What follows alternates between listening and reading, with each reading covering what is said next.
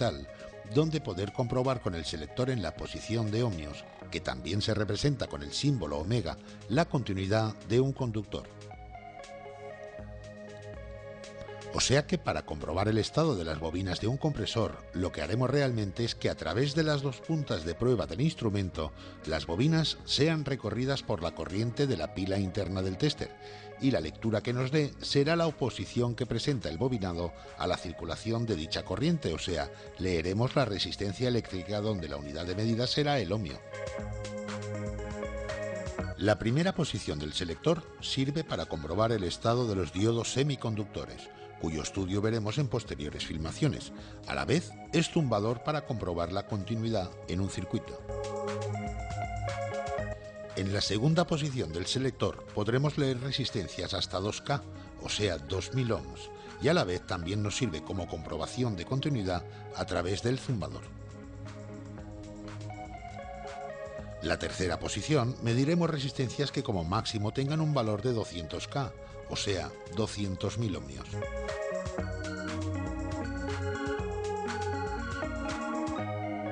En caso de utilizar un tester analógico, tendremos una escala superior donde la lectura va desde 0, situado en la parte derecha de la escala correspondiente a ohms, hasta infinito, situado en la parte izquierda de la imagen.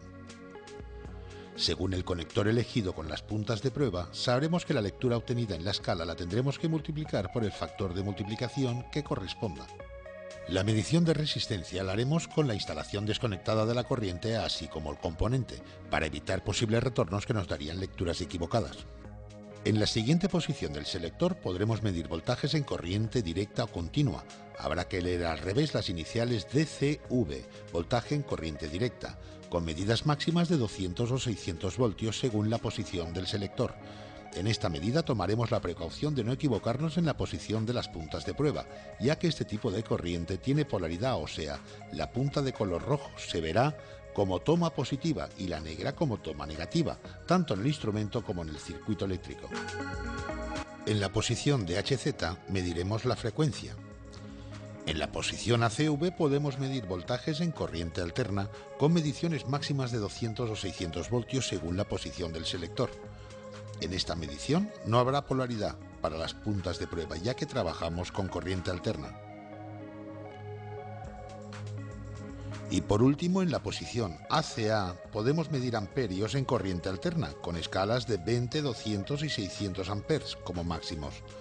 Esta medición la podremos efectuar conectando en serie el instrumento de medida en uno de los conductores, obligando así a la corriente a pasar por su interior, o bien a través de una pinza amperimétrica, detectando el campo magnético que se forma alrededor del conductor.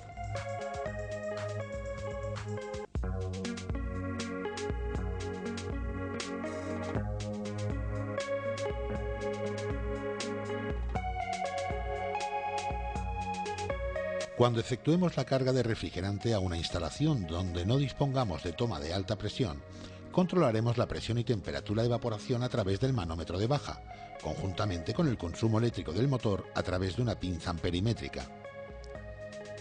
Dispondremos también de una botella de refrigerante que corresponda al que monta la instalación.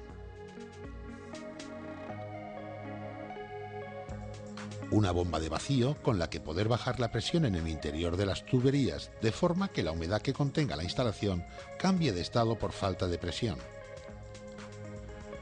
Las diferentes temperaturas y saltos térmicos les mediremos a través de termómetros.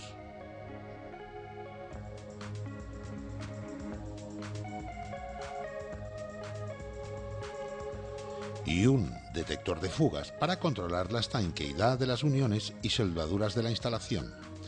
En cuanto a la elección del detector de fugas, nos guiaremos por el tipo de gas que estemos utilizando, ya que en el mercado hay instalaciones que van equipadas con gases combustibles. Por lo que ante la duda usaremos los buscafugas de spray, donde encontraremos la fuga a través de la formación de burbujas. Hasta la próxima, amigos.